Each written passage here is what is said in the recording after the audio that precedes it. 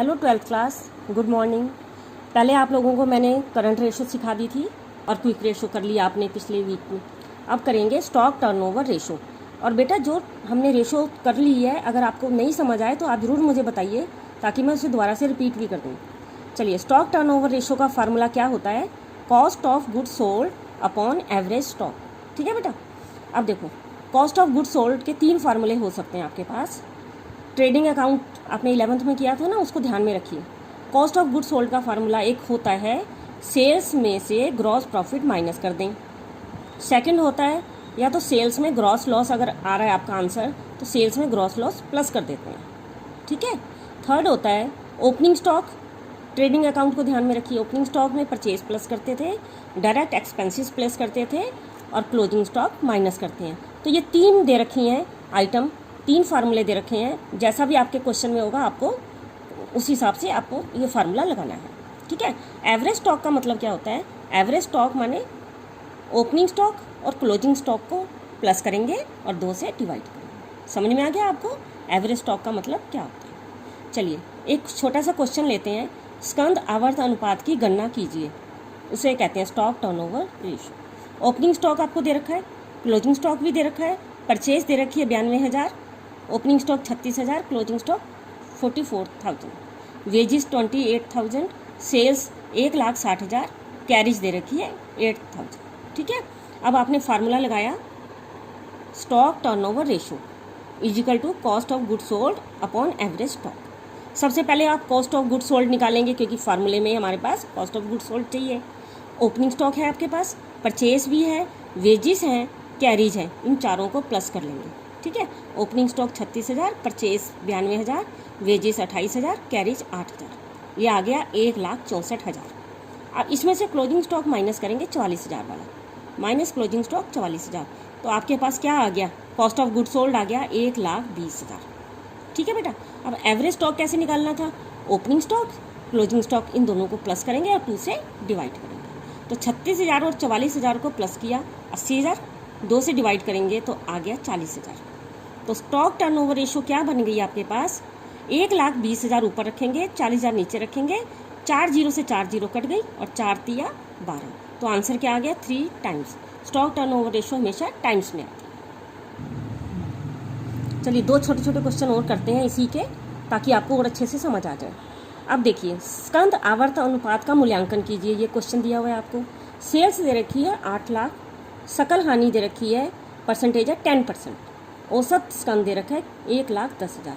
पहले तो आप फार्मूला लगाएंगे stock turnover ratio cost of good sold upon average stock. Average stock आपको दे रखा है निकाल के 1,10,000। ठीक है। अब कॉस्ट ऑफ गुड सोल्ड कैसे निकालेंगे आप? कॉस्ट ऑफ गुड सोल्ड कैसे निकलेगी आपकी? एक तो सेल्स, आपका फार्मूला क्या था? सेकंड वाला फार्मूला था ना कि सेल्स में ग्रॉस लॉस प्लस कर देते हैं। तो सेल्स आपके पास ये है, लॉस कितनी निकलेगी? 1 जीरो कम कर देंगे, 80,000 निकलेगी। तो 8,000 में कॉस्ट ऑफ गुड सोल्ड निकली, sales plus gross loss 8 lakh plus 80,000, 8,80,000। समझ में आ गई? अब 8,80,000 यहाँ दिखा दिया आपने, 4 जीरो से 4 जीरो कट गई, 11 8 88, तो आंसर आ गया 8 टाइम्स। समझ में आ गई? 10% कैसे निकालते हैं ये भी पता है आपको, या तो 1 जीरो कम कर दो या 8 लाख गुना 10/100। जीरो से जीरो कट गई, इस जीरो से ये जीरो कट गई, तब भी 80,000 आएगा। ठीक है, समझ में आ गया? चलिए, छठा करते हैं। छठा क्वेश्चन है कि एवरेज स्टॉक आपको दे रखा है 20,000, स्टॉक टर्नओवर रेशो दे रखी है 4 टाइम्स। यदि वे विक्रय पर 20% लाभ के अनुसार माल का विक्रय करता है तो उसके लाभ की गणना कीजिए। हमें प्रॉफिट निकालना है। पहले तो फार्मूला हमें 4 टाइम्स दे रखा है, तो फार्मूला लगाएंगे stock turnover ratio is equal to cost of good sold upon average stock. ये तो आ गया, 4 लगाया आपने क्योंकि 4 टाइम्स दे रखा है। कॉस्ट ऑफ गुड सोल्ड नहीं है मुझे पता, एवरेज स्टॉक दे रखा है 20,000, ये भी लगा दिया, क्रॉस मल्टीप्लिकेशन कर दिया आपने। तो 20 कॉस्ट ऑफ गुड सोल्ड को 1 से मल्टीप्लाई करेंगे, कॉस्ट ऑफ गुड सोल्ड आ गया।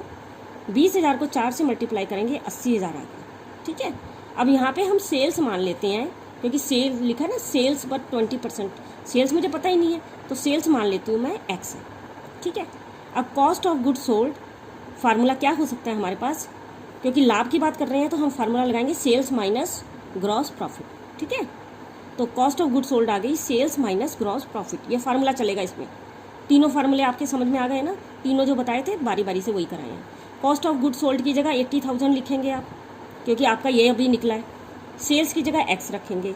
ग्रॉस प्रॉफिट क्या है, सेल्स पर 20%, मतलब सेल्स का 20%, तो एक्स है ये, माइनस ग्रॉस प्रॉफिट माइनस होना था, एक्स का 20%, 0 से 0 कट गई, 2 पंजे 10, तो ये आ गया एक्स बटा 5।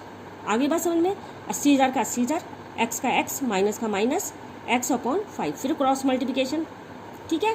80,000 का 80,000, 5 को एक्स से गुना किया 5x, एक्स को 1 से गुना किया x, निशान माइनस का, 5 एकम 5, ये समझ में आ गया।